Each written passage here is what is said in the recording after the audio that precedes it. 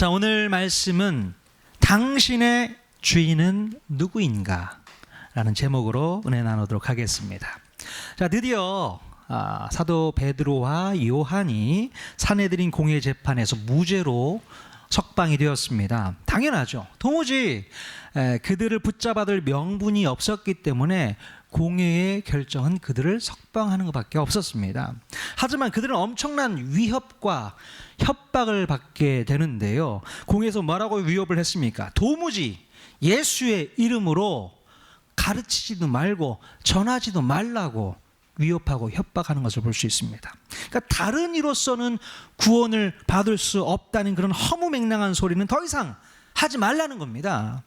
그리고 예수가 부활해서 살아있다는 말도 꺼내지 말고 예수의 이름을 앞세워서 어떠한 가르침도 하지 말라고 엄포를 놓게 되는 것이죠. 자, 아마도 산헤드린 공회원들은 예수의 부활을 떠들고 다니는 제자들 때문에 신경이 무척 쓰였던 것 같습니다. 자, 심지어 위기의식까지 느꼈는지 모르겠어요. 자, 공회원의 핵심 멤버였던 대제사장 세력들은요, 그들의 밥줄이 끊이지 않을까 살짝 염려했던 것 같아요. 자, 대제사장 세력들은요, 지금 분명 뭔가가 주변에서 이루어지고 있는 것 같다라는 생각을 직감하게 됩니다. 자, 예수님께서 십자가에서 다 이루었다라고 소리치는 순간 어떤 일이 발생했습니까? 자, 성전 안에 있는 지성소 휘장이 위에서 아래로 찢어졌잖아요. 이 깜짝 놀랄 일인 것이죠. 여러분, 성전 휘장이 그냥 이런 커튼 종류가 아닙니다. 두꺼워요. 여러 겹의 천으로 되어 있습니다. 어떤 분의 이야기에 의하면 휘장의 두께가 이 손바닥만 하는 두께 정도 된다.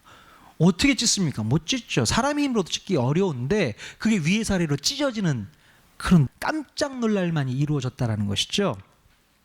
자, 그리고 성전에서 일하는 이 대제사장 세력들은요, 그것을 깜짝 놀라게 생각할 수밖에 없죠. 왜요?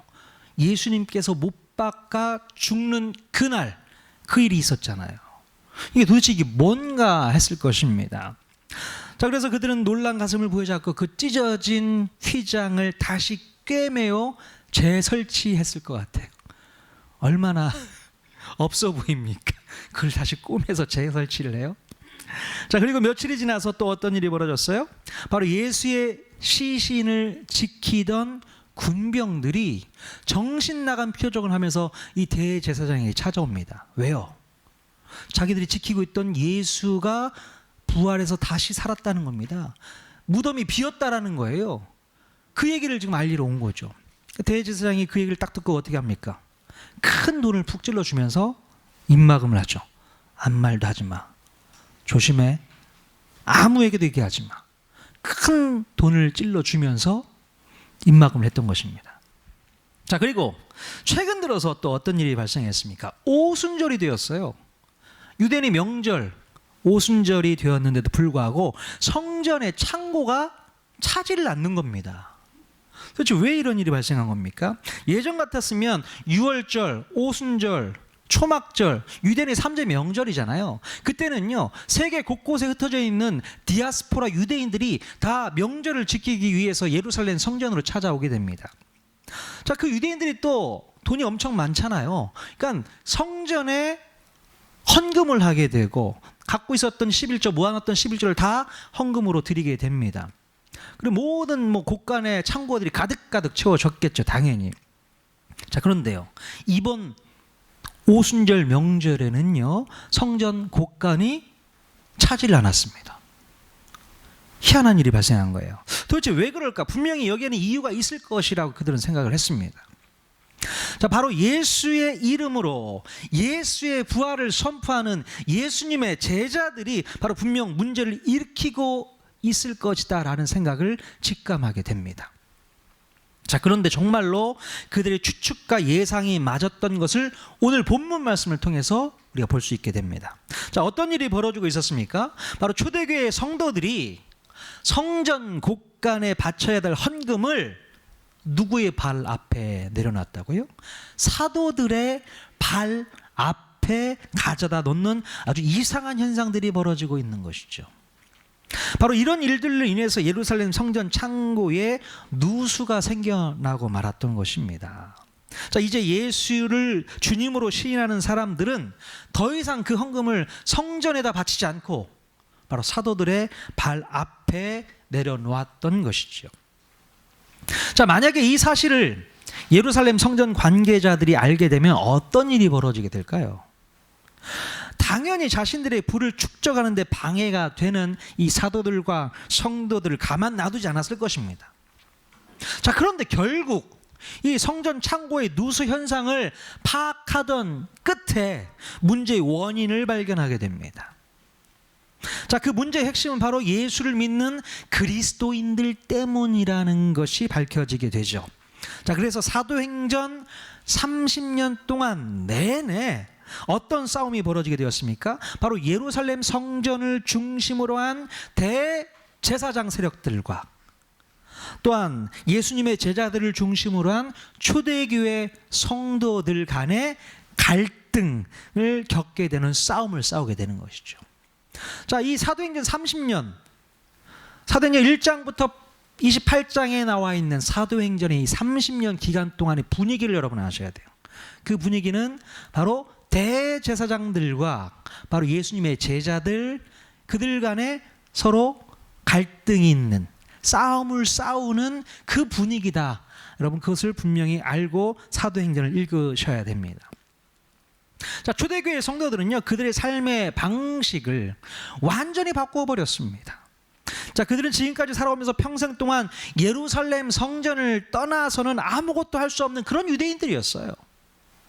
자, 그러나 이제 그들은 예수 그리스도께서 십자가에 못 박혀 죽으심으로 인간의 모든 죄사함이 짐승의 피로 말미암아 용서함을 받는 것이 아니라 바로 이제 예수 그리스도의 십자가 보혈로 완성되었다는 사실을 깨닫게 됩니다. 놀라운 깨달음이죠. 자, 그래서 초대교회 성도들은 더 이상 예루살렘 성전에 가서 짐승을 죽여 제사를 드리지 않아도 되었습니다. 또한 그들은 율법에서 정한 11조의 헌물을 성전 창고에 드리지도 않았습니다. 자, 그때부터 예루살렘 성전은 지금까지 해왔던 모든 기능들이 다 상실된 상태로 접어들게 되는 것입니다. 자, 그런데 반면에 그때부터 성령을 받은 성도들은요, 그들의 마음이 이제 새로운 성전이 되어서 새로운 성전으로서의 기능을 감당할 수 있게 되었다는 것입니다. 그러니까 싸움이 안 벌어지게 생겼습니까? 예루살렘 성전, 1500년 동안 이끌어왔던 예루살렘 성전이 어떻게 된 거예요? 그 기능이 완전히 몰락되어지게 될 상황이었잖아요. 그러니까 싸울 수밖에 없고 다툴 수밖에 없고 핍박이 있을 수밖에 없는 것입니다. 근데 결국 AD 한 70년경에요, 그 예루살렘 성전이 로마에 의해서 완전히 회파되는 역사가 일어나게 되는 것이죠. 그래서 성전에서 제사장 노릇을 하고 있던 모든 사람들이 직업을 다 잃게 되고 다 뿔뿔이 흩어지게 됩니다. 하나님께서 그렇게 역사를 하시게 되었다는 것이죠. 자, 여러분, 예수님께서 십자가에 달려 죽으시는 그 순간, 바로 성전의 휘장이 찢어지는 그 순간 어떤 일이 벌어졌는가? 우리 한번 그림을 한번 봤으면 좋겠어요. 자, 예수님의 그 순간, 다 이루었다라고 말하는 그 순간 변화가 있습니다. 5가지 정도의 변화가 있습니다. 나중에 통성경 공부를 하면 공부를 할 텐데 미리 한번 살펴보겠습니다. 자, 5가지 어떤 변화가 있었냐면요, 대제사장의 권한이 바로 이 왕 같은 대제사장 예수의 권한으로 이동하게 됩니다. 더 이상 대제사장의 권한이 없어졌어요. 이제 예수님께서 그 권한을 행사하시게 되었던 것입니다. 두 번째요, 대제사장이 지성소로 들어가는 권한이 사라졌습니다. 들어갈 필요가 없는 겁니다. 바로 오직 예수의 이름으로 담대히 그 보좌 앞에 나아갈 수 있는 변화가 있게 되었다는 것이죠. 자, 세 번째는요, 예루살렘 성전의 기능이 사라졌다고 말씀드렸잖아요. 오히려 마가의 다락방의 역사가 일어나게 되고 3대 명절 주도권도 사라졌습니다. 오히려 오순절 성령 강림 사건으로 말미암아 그것이 대치되게 됩니다.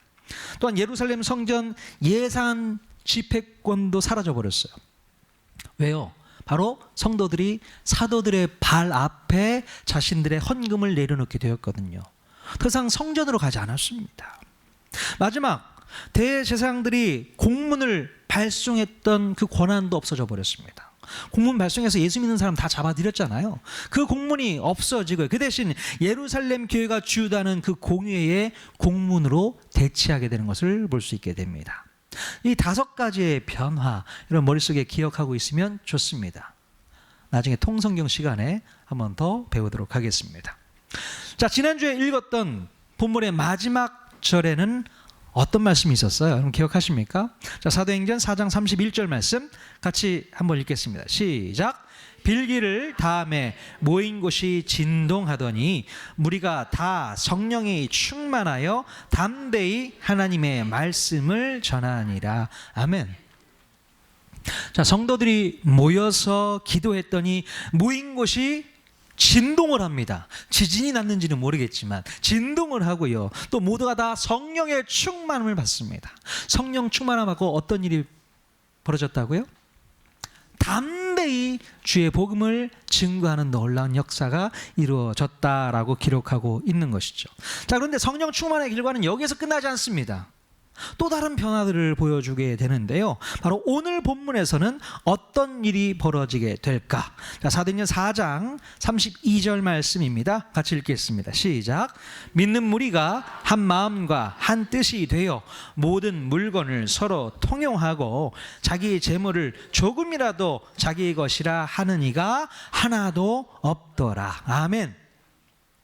성도들이 성령이 충만해지니까 어떤 일이 발생했다고요? 바로 한 마음과 한 뜻이 되어서 자신의 물건과 재물을 서로 공유하는 일이 발생하게 됩니다. 자기 물건, 자기 재물을 공유했다고요. 이런 놀라운 일이 발생한 일이 벌어졌다는 겁니다. 여러분, 이런 일은 애들도 하지 않습니다. 자기가 가지고 놀던 장난감을 공유하는 거 보셨어요? 안 뺏깁니다. 이거 내 거야. 남들 쓰는 거 되게 싫어하잖아요. 네. 아이들도 있는데 하물며 어른들이요, 자기들이 평생 모아놓았던 자기의 재산을 공유합니다. 말도 안 되는 일이 벌어지게 되었다는 것이죠. 자, 지난번 우리가 사도행전 2장에서도요, 성령 강림 사건을 경험한 성도들이 자신의 물건을 서로 공유한 일이 있었습니다. 자, 성령님께서 내 안에 들어오시게 됨으로 발생하는 가장 큰 변화는 바로 물질관이라고 말씀을 드렸습니다. 물질관에 대한 변화였어요. 자, 특별히 사도행전을 쓰고 있는 이 누가는요, 바로 물질과 재물에 대한 태도에 대해서 어느 누구보다도 더 예민하게 강조하고 쓰고 있는 것을 볼 수 있습니다. 다음 주에 배우게 될 사도행전 5장에서도 바로 이 물질에 대한 이야기를 누가가 기술하고 있는 것을 볼 수 있습니다. 이것뿐입니까? 누가복음도 누가가 썼잖아요. 이 누가복음 안에서도요, 물질과 관련된 이야기들이 참 많이 있습니다. 바로 부자와 나사로의 이야기도 있었고요, 또 삭개오의 이야기도 있었고, 부자 청년의 이야기도 있었습니다. 가만히 들여다보면 물질과 관련된 이야기가 많이 있어요. 누가는 거기에 더 관심이 많았던 것 같습니다. 바로 물질과 재물에 대해서 우리의 인식을 바꾸어 놓는데 많은 시간들을 쓰고 있는 것을 우리가 살펴볼 수 있습니다. 자, 여러분, 도대체 누가는 무슨 이유 때문에 그 물질과 재물에 대한 이야기를 강조해서 계속 쓰고 있는 것일까요? 자, 누가복음 16장 13절에 보면 누가가 가지고 있는 물질에 대한 개념을 우리가 분명히 알 수 있습니다. 한번 보겠습니다. 16장 13절 같이 읽겠습니다. 시작. 집 하인이 두 주인을 섬길 수 없나니 혹 이를 미워하고 저를 사랑하거나 혹 이를 중히 여기고 저를 경히 여길 것임이니라. 너희는 하나님과 재물을 겸하여 섬길 수 없느니라. 아멘. 이 얘기를 우리 누가가 강조하면서 쓰고 있는 것입니다. 한마디로 말해서 누가가 가지고 있었던 물질과 재물에 대한 신학적 개념은 바로 물질과 재물 자체가 섬김의 대상이 될 수도 있다는 것을 조심스럽게 얘기하고 있는 거예요. 하나님을 알지 못하는 세상 사람들은 자기를 위해서 수많은 신들을 섬기며 살고 있는데 그 중에 가장 대표적인 신이 바로 만몬신입니다. 만몬, 돈이에요. 돈.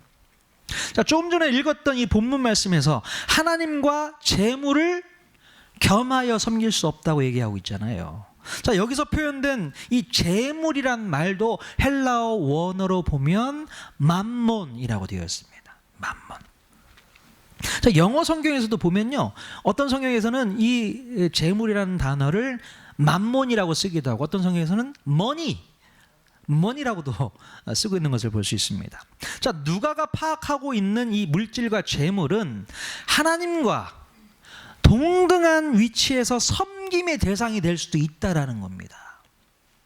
자, 세상의 모든 사람들이 물질과 재물을 섬기고 예배하기도 하고 그것을 사랑하기도 한다는 거예요.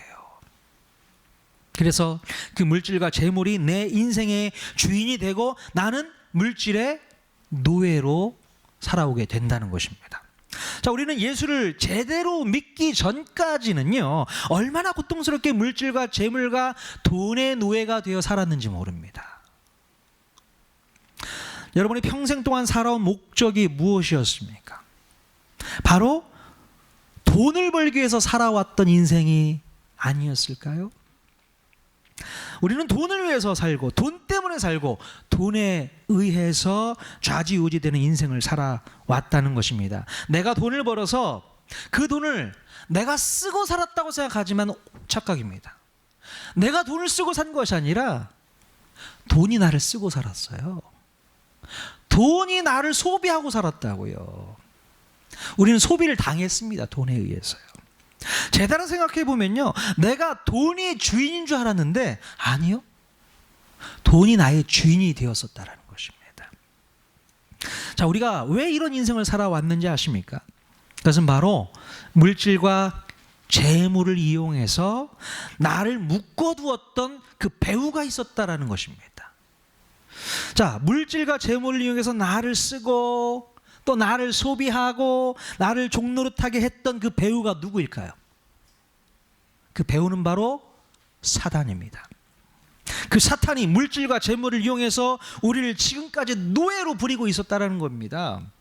사단은 우리를 돈과 함께 완전히 묶어버렸어요. 가두어버렸습니다. 그래서 평생 죽을 때까지 돈의 노예로 살 수밖에 없도록 만들어버렸다는 것입니다. 자, 그리고 사탄은 이 세상에서 돈이 없으면 인간이 살지 못하도록 그 시스템을 완전히 바꿔 놓아버렸습니다. 시스템을 완전히 바꿨어요. 자, 그래서 우리 인간은 평생을 돈을 벌기 위해서 사는 인생이 되어버리게 된 것입니다. 그러니까 늘 돈이 없으면 마음이 어떻습니까? 불안하죠. 돈 없으면 마음이 불안하고 초조하고 걱정이 되고 염려가 있는 거 아니겠습니까? 근심하게 되는 것이죠. 반대로 돈이 나에게 많으면 어떻게 바뀌게 됩니까? 그 돈을 가지고 죄를 짓게 되는데 쓰게 되는 것을 볼 수 있어요. 죄를 짓습니다. 돈을 많이 벌면 그 돈으로 자기가 할 수 있는 모든 것을 다 할 수 있으니까 죄를 짓는 기회로 삼게 되는 것이죠. 그러니까 결국 돈을 가지고서는 자기의 죄의 본성을 만족하는 일에 쓸 수밖에 없다는 겁니다. 자, 여러분, 우리가 학교에서 과학 시간에 배웠던 진화론, 여러분 잘 아십니까? 자, 그 진화론은요, 그냥 과학적 지식 중에 하나가 아니라는 걸 여러분 아셔야 돼요. 자, 이 세상에서 돈이 없으면 인간이 살지 못하도록 만든 시스템이 바로 진화론을 믿게 하는 것입니다. 여러분, 진화론이 무엇입니까? 인간이 하나님의 창조물이 아니라 어쩌다가 우연히 만들어진 그 원시 세포가 오랜 시간을 거치고 진화해서 고등생물이 되어지고 그 고등생물이 진화하고 진화해서 뭐가 됐다고요? 사람이 되었다라는 얘기예요. 그 허무맹랑한 이야기가 바로 진화론입니다. 자, 사탄은 바로 이 진화론적인 생각을 우리 인간의 마음 가운데 뿌려놓게 됩니다. 알게 모르게 우리 마음 가운데 우리의 조상은 원숭이일 수 있어 라고 생각하는 사람들이 정말 많이 있습니다. 정말 많이 있어요. 진화론을 믿고 있다니까요. 진화론을 신앙하고 있다고요. 자, 그래서 어떤 생각을 하게 되냐면 우리 인간은 우연히 만들어진 존재라고 생각합니다. 그렇잖아요. 인간은 우연히 만들어진 존재일 수밖에 없는 거죠. 진화론적인 생각을 하게 되면요. 하나님의 계획과 섭리를 통해서 창조된, 의미 있게 창조된 존재가 아니라 우연히 만들어진 존재라는 것을 알게 됩니다. 아하, 우리는 우연히 만들어진 존재였구나라고 생각하는 것이죠. 여러분, 이 땅에서 우연히 만들어진 존재는 어떤 가치를 붙들고 살겠습니까? 내 인생이 우연히 만들어진 존재라면 여러분은 어떤 가치를 붙들고 사시겠어요? 결국에는요, 자기 자신이 얼마나 소유하고 있느냐로 자기 자신을 평가하고 자기 자신을 가치 있게 생각한다는 겁니다. 내가 얼마나 갖고 있지? 얼마나 소유하고 있지? 그게 그렇게 중요한 인생의 가치가 돼버렸다는 것입니다. 진화론적인 사고를 갖고 있는 사람들의 발상인 거예요. 근데 우리 예수 믿고 구원받은 하나님의 자녀들은 창조론을 믿고 있지 않습니까? 창조론은 우리 인생이 우연히 만들어진 인생이었습니까? 아니요. 하나님의 계획과 섭리에 의해서 만들어주신 고귀한 작품이라고 말씀하고 있잖아요. 그 작품이기 때문에 우리는 우리의 가치가 존재 가치로 평가될 수 있는 겁니다. 우리가 있는 것 자체만으로도 얼마나 감사하고 귀한 거예요. 앞에서 예배를 드리는 것만으로도 우리는 정말 귀한 가치로 살아갈 수 있는 것입니다. 여러분 믿으십니까? 우린 절대로 소유 가치로 평가받아서는 안 됩니다. 내가 얼마나 가지고 있느냐, 내가 얼마나 소유하고 있느냐를 가지고 우리 인생의 가치를 좌지우지해서는 안 된다는 것입니다. 그래서 인간은 평생 동안 뭔가를 소유하면서 살려고 해요. 뭔가 가지려고 하고, 그래서 심지어 빼앗으려고까지 하지 않겠습니까? 남들보다 더 많이 소유해만 성공한 인생이라고 착각하면서 살게 되기 때문에 그렇다는 것이죠. 여러분 백화점 잘 가십니까? 저는 백화점 잘 못 가요. 백화점 명품관 혹시 가보셨습니까? 백화점 명품관은 아무나 갈 수 없습니다. 뭐 저같이 난방 하나 걸치고 운동화 신고 백화점 명품관 들어가면 어이 나가세요 이럴지도 몰라요. 왜 그렇습니까? 좀 있어 보이고 좀 돈 좀 있겠다 생각하시는 분들을 환영하는 데가 거기 아닙니까? 그러니까 없어도 있는 척하고 가야 되는 거예요. 없어도 뭔가 이렇게 꾸미고 가야 되는 겁니다. 그래야지 인정받는다는 거예요. 인생이 그렇습니다. 있어야만 인정받고 가져야만 인정받고 소유를 해야만 인정받는 그런 시스템 가운데 살고 있는 게 우리의 인생이란 말이죠. 그러니까 더 가지려고 하는 거 아니겠습니까? 더 소유하려고 하는 거고 더 벌려고 하는 것이고 안타까운 모습입니다. 자, 그래서 사람들은요, 사람들에게 평생 인정받기 위해서 평생을 돈 버는 데 시간을 다 써버립니다. 가져야죠. 그래야지 괄시받지 않는다는 거예요. 가져야지 인정받는다는 것입니다. 여러분 이것이 사단이 우리에게 심어놓은 진화론의 실체입니다. 진화론의 실체. 정말 진화론이 정말 맞는 이론이다.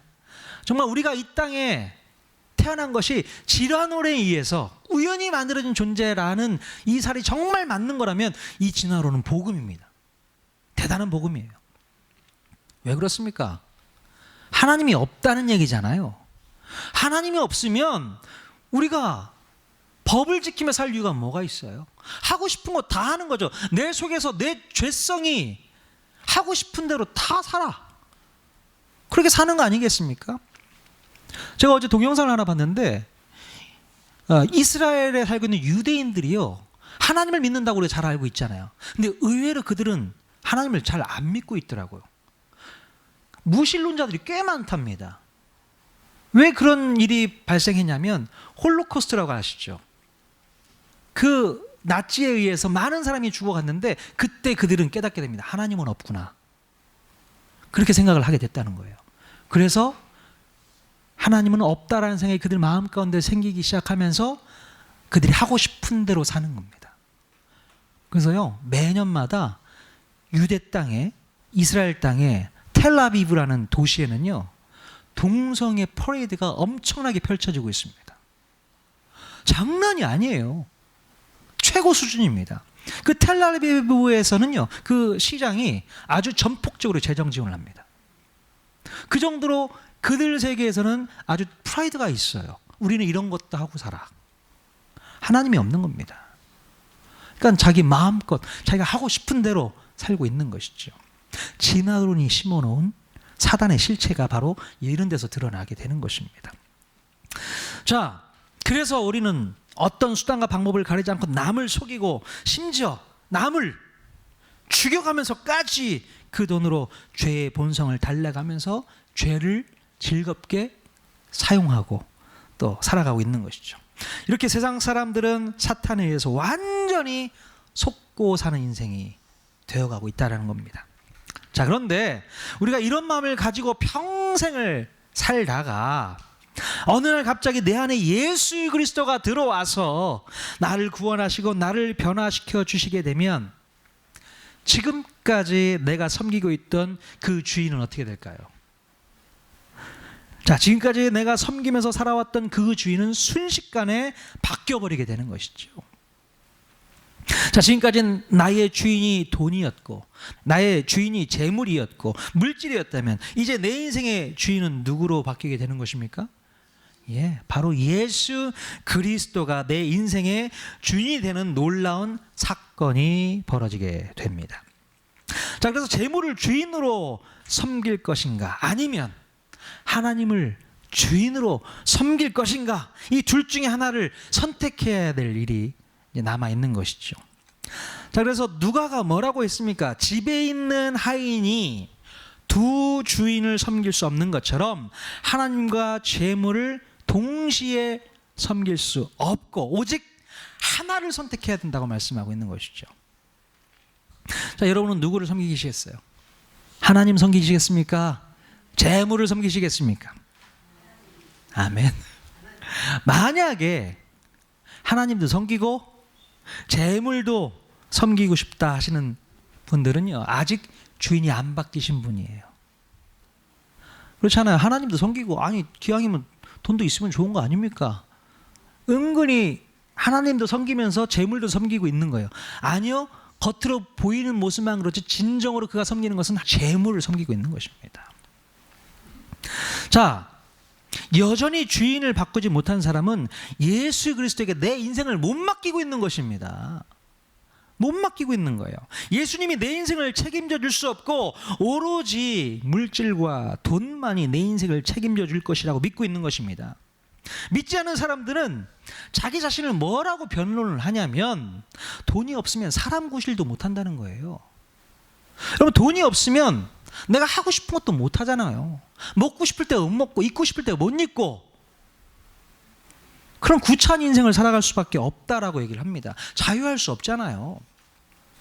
그런데 여러분, 그 말이 정확히 맞습니다.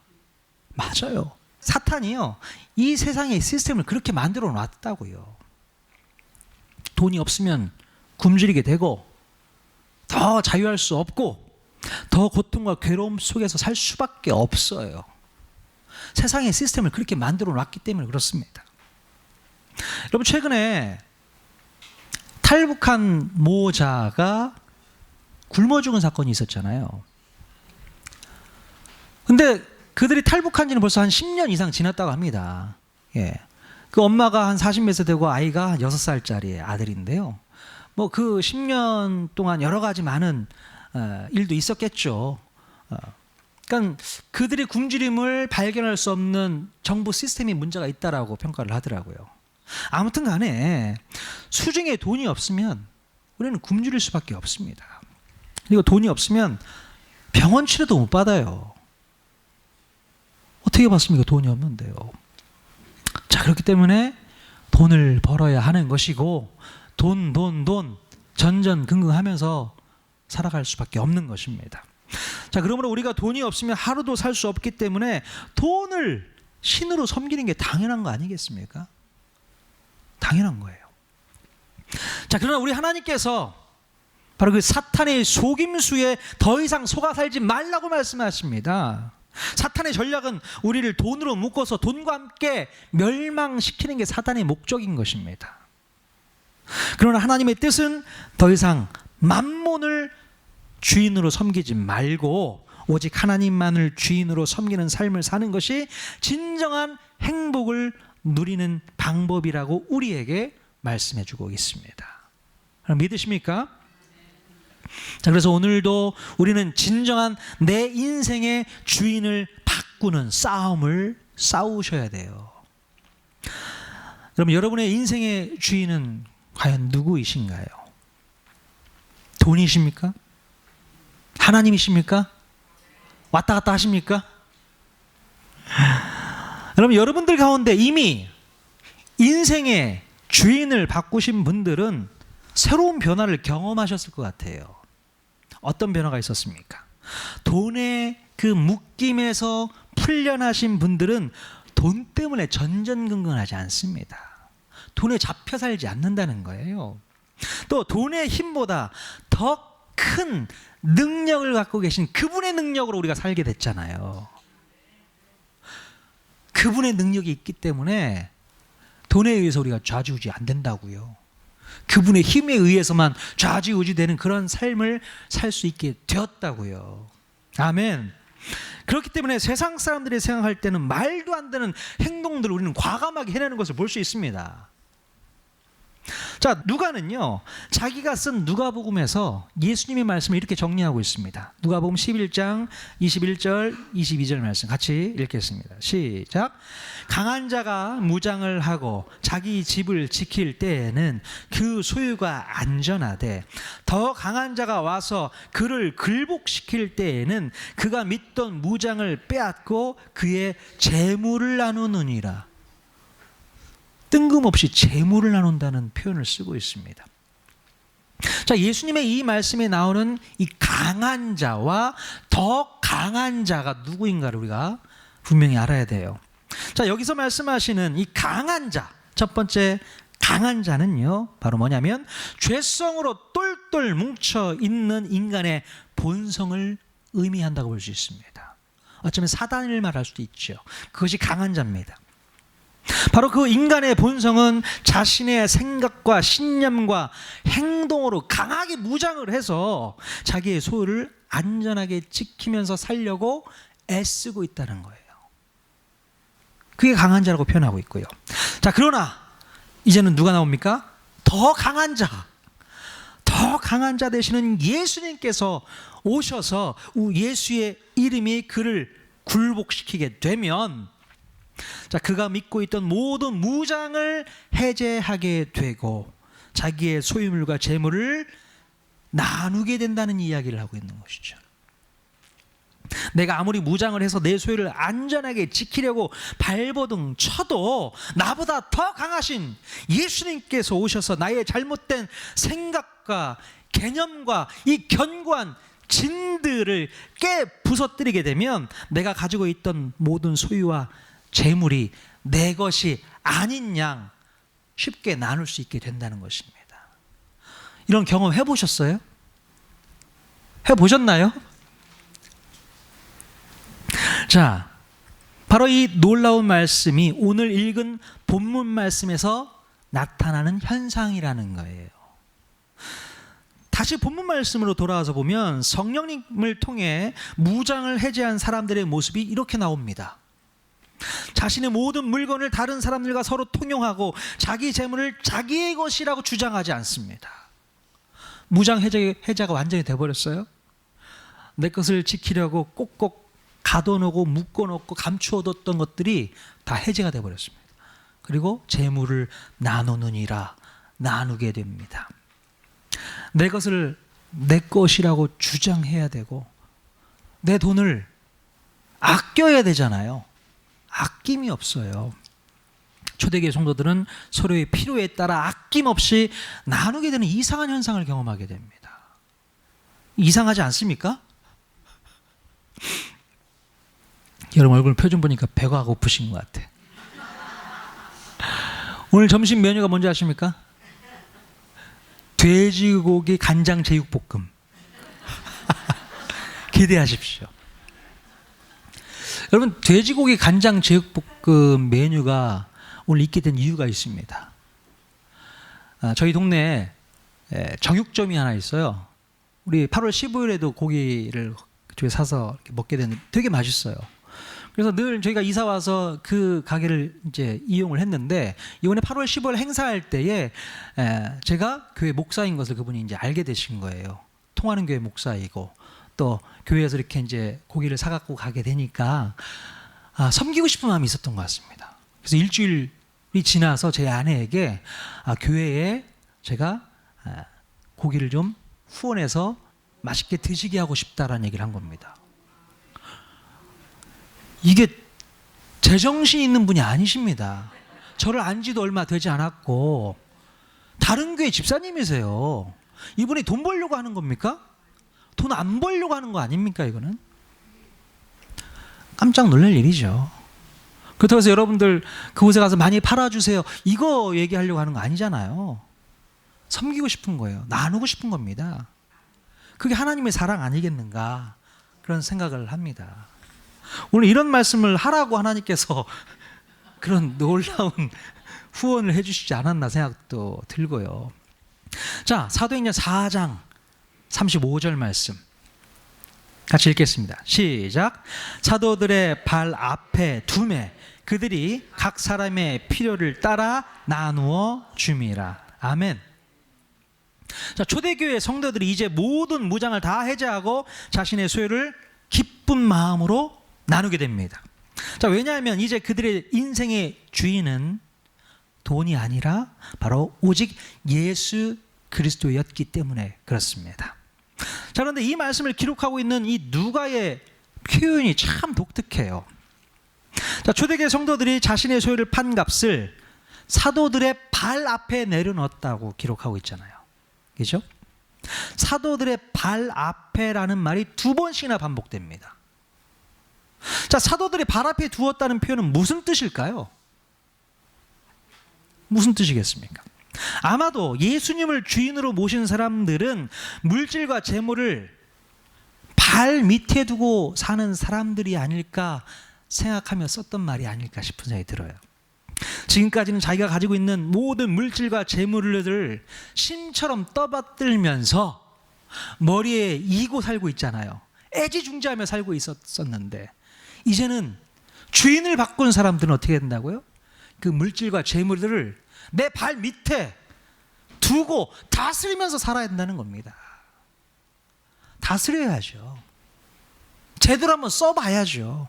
하나님을 위해서. 그렇게 쓰라고 주신 거니까. 자, 여러분은 어떻습니까?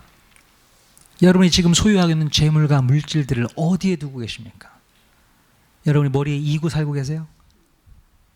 아니면 여러분 발 밑에 두고 마음껏 충분히 하나님이 주신 마음 가지고 충분히 쓰고 계십니까?